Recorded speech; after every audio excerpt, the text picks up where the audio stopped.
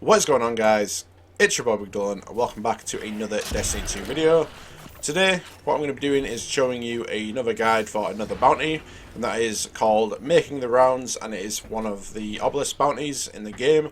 And what this bounty is to complete 9 patrols. I've managed to find a pretty decent way of doing it, so what you're going to do is load into the European Dead Zone in the Trostland. If I can quickly load my map whenever it decides to. There we go. So you're going to load into the Trostland and complete 9 patrols. Now, the reason why I choose the Trostland is pretty simple. It's got usually pretty decent bounties, and they're usually pretty close by. So, for example, I'm going to take this VIP one, and it usually is in one or two areas. When you pick this one up, it'll usually be down there through the archway, or down there to the right, and then you can quickly go kill the VIP and then come straight back to the Trostland and do another bounty. So what I'm going to do is I'm going to do maybe 3 to 4 patrols just so you get a rough idea of it.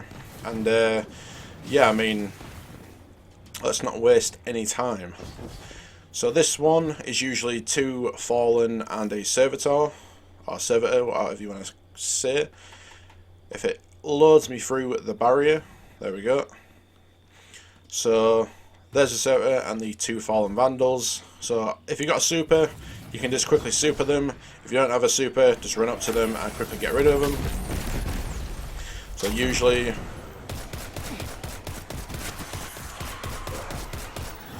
and then quickly run back to the middle. You could, if you, what was I going to say off the top of my head?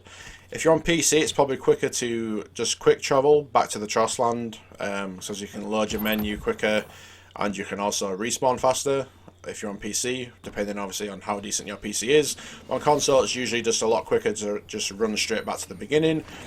So again, just going to go for this one down here. And usually this one is pretty close by as well. Now sometimes it can be down here, which is pretty good actually, so I'll quickly show you what happens if you end up having to go down here. Pretty simple. The survey missions and stuff as well. A lot of people don't like doing them because they're a lot more time consuming, but I mean, they're all very easy. They don't really require much effort.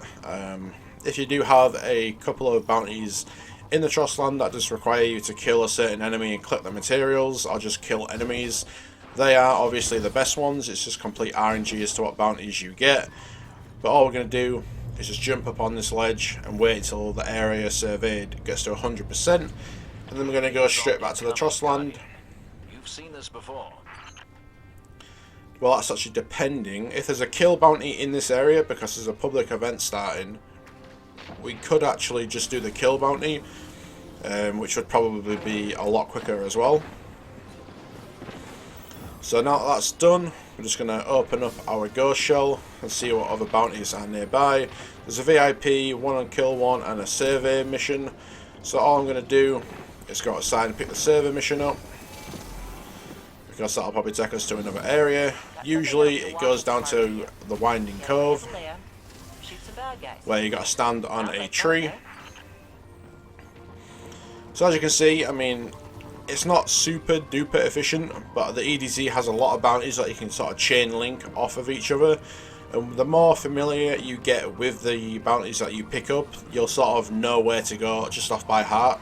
That's why I knew the bounty was going to be in the Winding Cove, and then we're going to have to basically run up a massive collapsed tree and then stand on it, which is right over here, this big leaning tree here.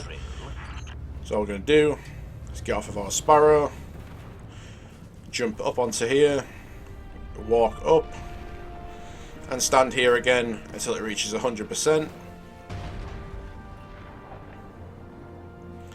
So it can be a little bit boring, but I mean, it's just worth the effort. I mean, it'll probably take max, I'd say, to do 9 bounties. It'll probably take you no more than 15 minutes.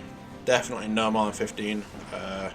Especially if you, once you get used to it and you start linking them off of each other, it's extremely quick just to get through them all. So again, we'll just have a look what other patrols are here. And there's this one over here. We're going to pick this one up.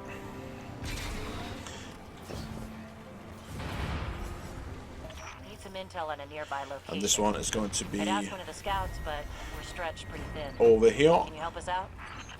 we hang on long enough, this So lander once I've done this is ours. bounty, what I usually do I trust your methods. is I won't actually pick any bounties up in this next area because it's usually quite a slow area to do bounties in this next one. So what I usually do is just fast travel straight back to the Trostland and then just go from there again.